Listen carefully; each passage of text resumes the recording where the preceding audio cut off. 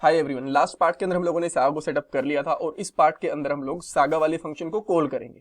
देखो, जब भी आप लोग सागा यूज करते हो रिएक्ट नेटिव के साथ में या फिर रिएक्ट जेएस के साथ में, ऑब्वियसली रेडक्स तो यूज होगी तब उनके साथ में दो मेजर चीजें होती हैं। पहली चीज सागा के फंक्शन को कॉल करना, सेकंड मेजर चीज सागा वाले जो फंक्शन कॉल करते हैं हम लोग, उससे जो डाटा मिलेगा उसको वापस से रिडक्स के अंदर लेके आना। राइट। सो इस पार्ट के अंदर हम लोग फंक्शन को कॉल कर लेंगे। मैं आपको कंसोल में दिखा दूंगा कि हमारा फंक्शन प्रॉपरली कॉल हो गया है, क्या क्या चीजें करनी पड़ती है मैं आपको वही बता दूंगा। और नेक्स्ट वाले पार्ट के अंदर उस फंक्शन के अंदर हम लोग एक छोटी सी यूजर की एपीआई कॉल करेंगे और उस डाटा को हम लोग रिडक्स के अंदर और फिर रिएक्ट नेटिव वाले कंपोनेंट के अंदर लेकर आएंगे। तो तीन पार्ट्स के अंदर हमारी बेसिक सागा कवर हो जाएगी। पहले पार्ट के अंदर हम लोगों ने जो लास्ट वाला पार्ट था उसमें सागा को सेटअप कर लिया, इसके अंदर फंक्शन को कॉल कर लेंगे।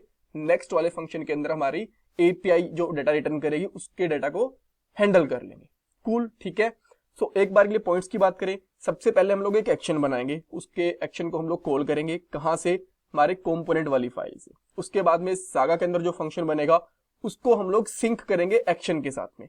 और सिंक कैसे करेंगे, कॉन्स्टेंट बना के, जैसे आपने लास्ट वाले पार्ट के अंदर देखा होगा ना, जब हम लोग नॉर्मल रिडक्स पढ़ रहे थे तो एक्शन और रिड्यूसर के अंदर सेम कॉन्स्टेंट बना देते हैं जिससे वो अपने आप में सिंक हो जाते हैं। इसी तरीके से हम लोग यहाँ पे सागा और एक्शन को भी कॉन्स्टेंट्स की हेल्प से सिंक करेंगे और बाद में टेस्ट करेंगे हमारा प्रॉपरली फंक्शन कॉल हो रहा है या नहीं हो रहा। कूल। सो चलो अब कोड के ऊपर चलते हैं। ये हमारा एमुलेटर है और यहाँ पे हम लोग कोड करने वाले हैं। थोड़ा सा इसको मैं छोटा कर देता हूँ, यहाँ पे हमारा काम चल जाएगा इतनी वाली स्क्रीन के अंदर, ठीक है।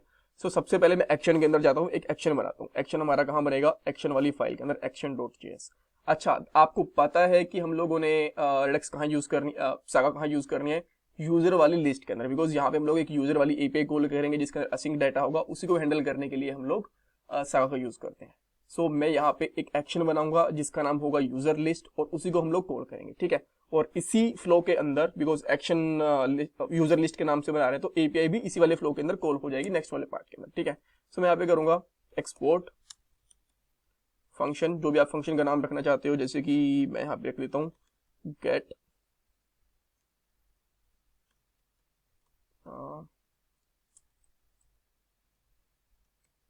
User list. और जब हम लोग गेट कर रहे होते हैं तो मुझे कोई डाटा पास नहीं कर रहा, हम लोग सारे के सारे यूजर गेट करेंगे, ठीक है। सो मैं यहाँ पे सिंपली रिटर्न कर दूंगा एक चीज, क्या, टाइप, ठीक है। यहाँ पे टाइप रिटर्न करूंगा और टाइप हमारा कहाँ से आएगा, यहाँ पे कॉन्स्टेंट वाली फाइल से। All right.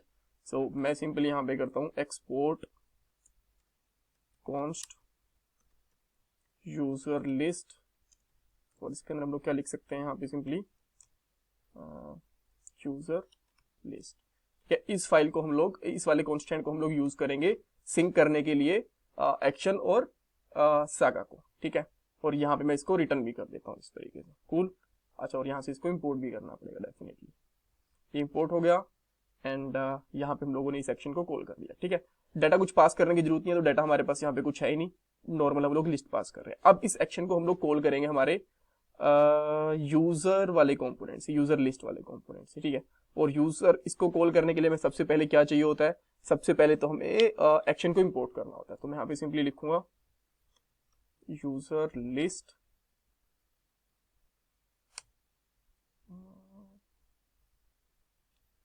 Gate user list लिख देता हूँ, ये एक्शन से अपने आप इंपोर्ट हो जाएगी, ठीक है।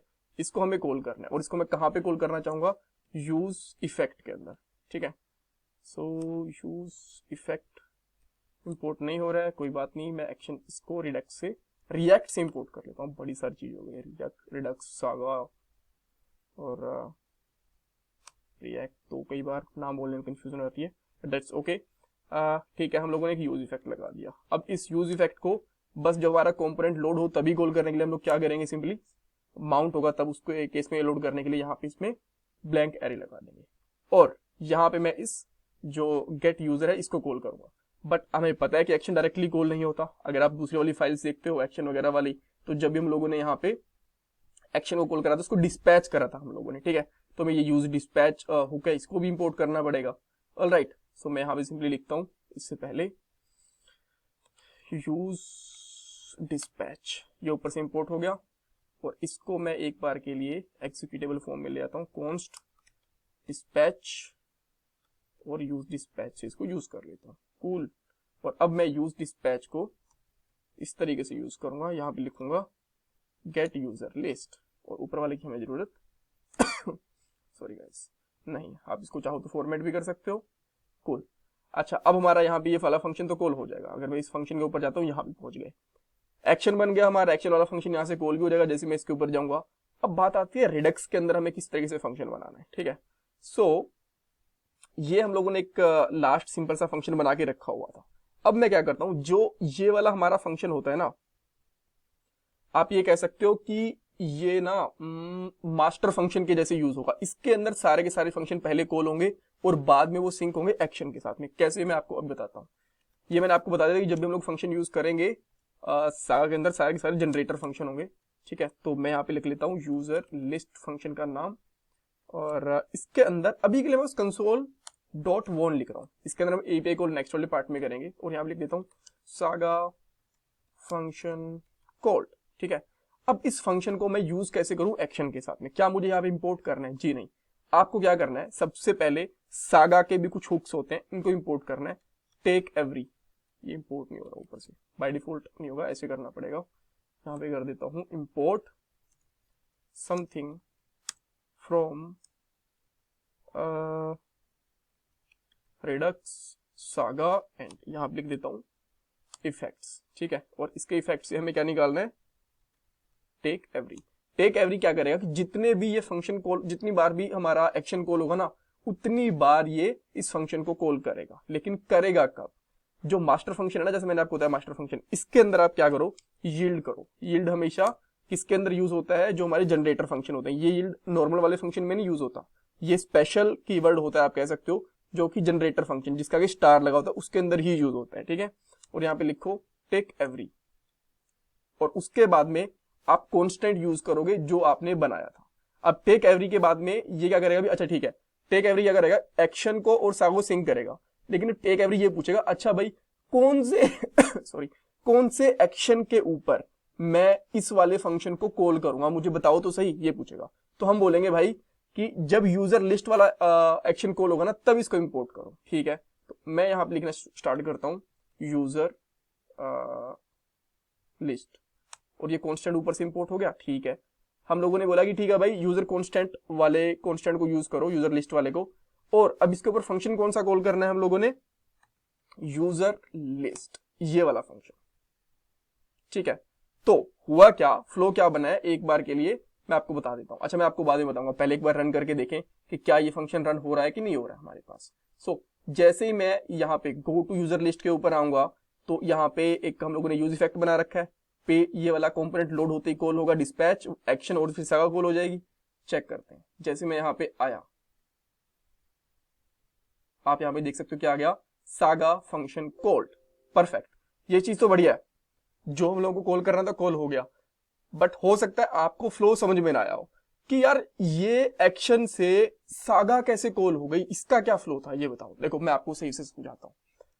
सागा और रिडक्स कहां पे कनेक्टेड है, इवन ये मैंने आपको लास्ट वाले पार्ट के अंदर बताया था। आप जाओ स्टोर के अंदर, जैसे स्टोर के अंदर जाओगे ना, तो यहाँ पे देखो कॉन्फ़िगर स्टोर था जो हम लोगों ने रिडक्स से निकाला हुआ था, रिडक्स टूल किट से। इसको हम लोगों ने कनेक्ट कर रखा है मिडलवेयर इस फंक्शन में। यहाँ पे हमारा रूट रिड्यूसर कॉल हो रखा है, और मिडलवेयर के अंदर हमारा सागा मिडलवेयर कॉल हो रखा है, ठीक है। ये आप समझ गए, यहाँ पे डॉट रन करके ये वाली फाइल हम लोगों ने कनेक्ट कर रखी है। ये वाला कोड है ना, ये वाला कोड, बस इतना कोड है, ये सागा और रिडक्स को कनेक्ट करता है, ठीक है। यहाँ पे कनेक्ट हो गए, बट कोड का फ्लो क्या था, कोड का फ्लो अब ये रहा। सबसे पहले यूजर लिस्ट से हम लोगों ने एक्शन कॉल करा। जैसे हमारा यहाँ पे यूज इफेक्ट लोड हुआ, तो पेज लोड हुआ, तो हम लोगों ने क्या करा, गेट यूजर लिस्ट वाले एक्शन को कॉल करा। इस एक्शन ने किसको कॉल करा, एक्शन वाली फाइल में इस वाले फंक्शन को, गेट यूजर लिस्ट को। यहां पे हम लोगों ने बोला दोनों को, रिडक्स को भी और सागा को भी। सागा कैसे बोला, बिकॉज हमारा स्टोर के अंदर सागा भी हमारी अब कनेक्ट हो चुकी है रिडक्स के साथ में। दोनों को बोला कि जहां पे भी यूजर लिस्ट टाइप का कॉन्स्टेंट है ना, उसको कॉल कर दो, ठीक है। तो ये वाला कॉल हुआ। अब इसके जब रिडक्स ने देखा ना कि ये वाला कॉन्स्टेंट कहां कहां कॉल हो रहा है, ये टाइप कहां कहां कॉल हो रहा है, तो इसको और कहीं नहीं मिला, बस एक जगह पे मिला, सागा के अंदर, यहाँ पे, ठीक है। सागा के अंदर बोला, जब ये टेक एवरी पे पहुंचा ना यूजर लिस्ट के ऊपर, तो इसने बोला ठीक है, जैसे ही यूजर लिस्ट कॉल हुआ मुझे कौन सा फंक्शन कॉल करना है, और हम लोगों ने यहाँ पे फंक्शन बता दिया यूजर लिस्ट वाला।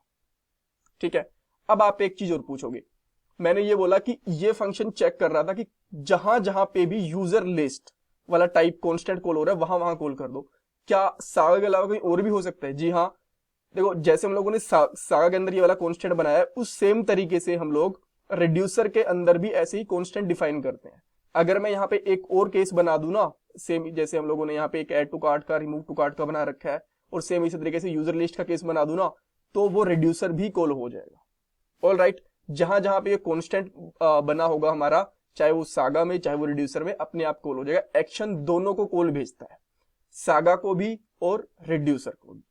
ठीक है, तो जैसे ही एक्शन के अंदर यूजर लिस्ट कॉल हुआ, इसने चेक करा सागा के अंदर इसको ये वाला फंक्शन मिला कॉल करने के लिए, ये कर दिया। रिड्यूसर के अंदर इसको कुछ नहीं मिला। रिड्यूसर का कहां मिल रहा था आपको?